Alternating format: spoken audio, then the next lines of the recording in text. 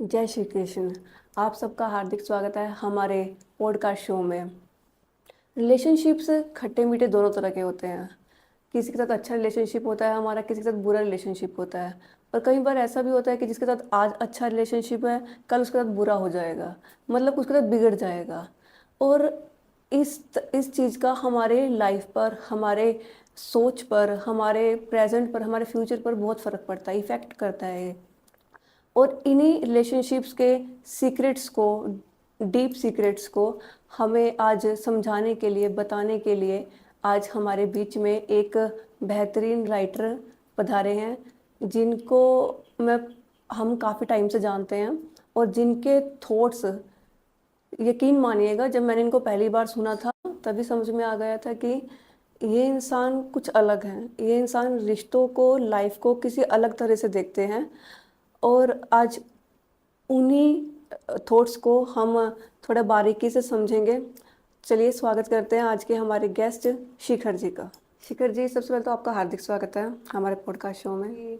आपने पोइट्री और शायरी लिखना कब स्टार्ट किया, और पेरेंट्स का सपोर्ट था आपको, या पेरेंट्स बोलते थे कि क्यों टाइम वेस्ट कर रहा है अपना, इससे अच्छा है अपना करियर पर ध्यान दे?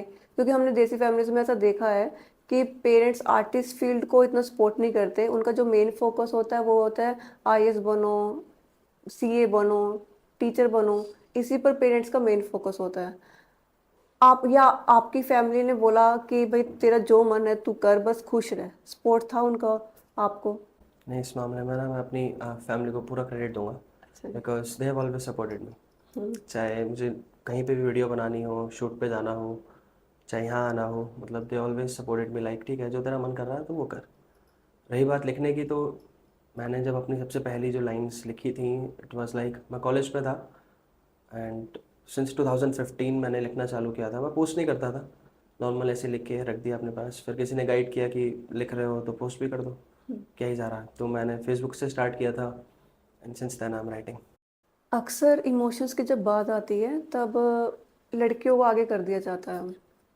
क्या लड़कों को भी इमोशनल सपोर्ट की ज़रूरत पड़ती है अपने पार्टनर से? मतलब यही है ना, पार्टनर्स हैं, मतलब we have to share it equally. अगर चाहे लड़का हो चाहे लड़की, both need each other equally. हाँ, बट ये रहता है कि लड़कियां जो हैं दे हैव गुड, लाइक उनका एक्सप्रेस करने का तरीका थोड़ा दे नो बेटर, तो वो बता देती हैं। बट सारे लड़कों की तरफ से मैं यही कहूँगा कि we do not know how to express. तो अगर हमें कुछ बुरा भी लग रहा है, हम कुछ ऐसा बोल देते हैं कि उन्हें बुरा न लग जाए, तो वी थिंक दैट ठीक है, चल जाएगा, अभी चल रहा है चल रहा है। सो बट हाँ, सपोर्ट तो चाहिए होता है। अगर रिलेशनशिप है तो बैलेंस लाइफ चाहिए ही चाहिए। चाहिए चाहिए। शिखर जी, एक आज मैंने फोर्थ क्लास के बच्चों को बोलते सुना है कि ए दिल संभल जा ज़रा, फिर मोहब्बत करने चला है तो फिर। और एक पहले ज़माने का प्यार हुआ करता था जहाँ पे सालों साल बिता दिए जाते थे किसी एक शख्स के इंतज़ार में। और एक आजकल का प्यार है वैरायटी वाला, ये नहीं तो वो सही, वो नहीं तो कोई और सही। और एक पहले ज़माने का प्यार हुआ करता था कि एक ही शख्स के लिए रहते थे और एक ही शख्स का होकर रहते थे। तो आपके लिए बेहतर प्यार कौन सा है, या आजकल वैरायटी वाला, या फिर हम दिल दे चुके सनम टाइप वाला? हम बेहतर हमेशा एक ही रहेगा कि अगर आप किसी एक शख्स से प्यार कर रहे हो, वो आपको मिले या ना मिले, आप हमेशा उसके लिए रहो। हम्म। बट मैं इस पॉइंट को गलत नहीं बोलूँगा कि जो दूसरा लोग प्यार कर रहे हैं ना, इट्स नॉट देयर चॉइस। आपने एक कोट सुना होगा कि विलन्स होते नहीं हैं, उन्हें बनाया जाता है। अब एक पर्सन है, वो अपना पूरा 100% किसी को दे रहा है एंड वो पर्सन दूसरे डिच कर देता है, तो ही वोंट, और ही और शी बोथ साइड, वो ट्रस्ट नहीं करेंगे आगे से किसी और को, and then they will play their role in their life. वो वैसे इंसान बन जाएंगे और फिर वो दूसरों को वैसे ट्रीट करने लग जाएंगे। हाँ जी, बिल्कुल। तो बेसिकली ये कॉन्सिक्वेंस है, इट्स नॉट देयर चॉइस। ये कॉन्सिक्वेंस है कि आज जो इंसान बुरा है वो एक ना एक टाइम पे अच्छा था, लेकिन उसके साथ किसी ने बुरा बर्ताव किया तो ये भी बुरा हो गया। तो क्या ये कॉन्सेप्ट सही रहेगा कि उसने मेरे साथ बुरा किया तो मैं भी किसी न किसी के साथ आगे बुरा करूं? एज एन ह्यूमन नेचर में भी करना नहीं चाहिए, लेकिन अब आप अपने आप पे अगर सबको इतना कंट्रोल हो जाता है तो प्रॉब्लम नहीं रहती। लेकिन किसी को अपने आप पे कंट्रोल नहीं है और वो they think that revenge is the best success, तो वो नहीं होना चाहिए। शिखर जी, बिल्कुल सिंपल वर्ड्स में बताइएगा, दोस्त कौन होता है? आज के टाइम में हम दोस्त सब कुछ है। अच्छा। दोस्त सब कुछ है। मेरे हिसाब से मैं तो ये कहना चाहूँगा कि अगर आप एक साल, अगर आप एक टाइम पीरियड लेते हैं, एवरेज टाइम 1 ईयर, तो आपको कम से कम उसमें से 1 महीना सिर्फ अपने फ्रेंड्स के साथ बिताना चाहिए अगर आप ज़िंदा रहना चाहते हैं तो। अच्छा।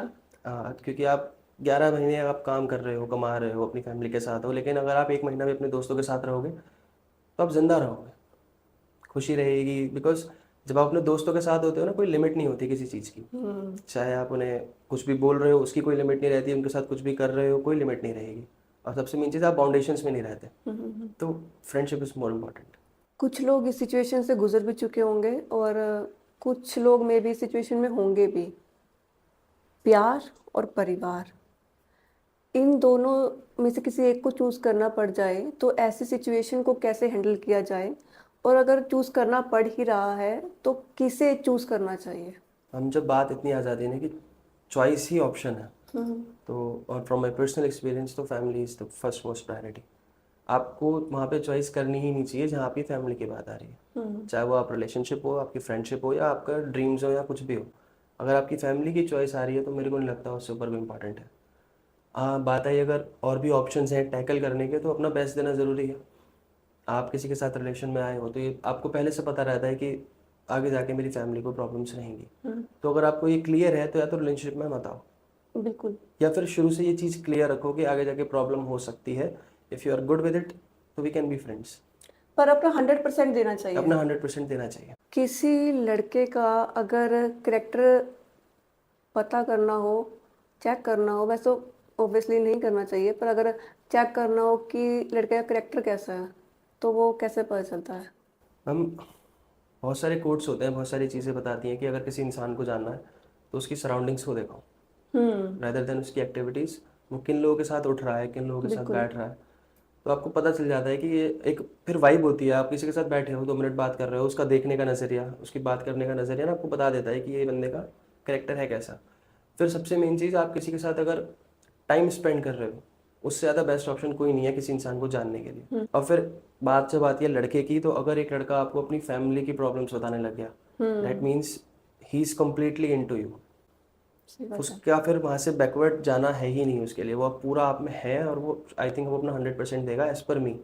अगर एक लड़का अपनी सारी प्रॉब्लम्स इंक्लूडिंग फैमिली प्रॉब्लम्स आपके साथ शेयर कर रहा है शेयर तब। कर रहा है तो जैसे कि अभी आपने कहा कि लड़कों को इमोशन शेयर करना नहीं आता, चाहे अपने प्यार के प्रति हो, चाहे परिवार के प्रति हो। ये इमोशन शेयर करने से क्या रोकता है? वो क्यों अपने इमोशंस को जाहिर नहीं कर पाते?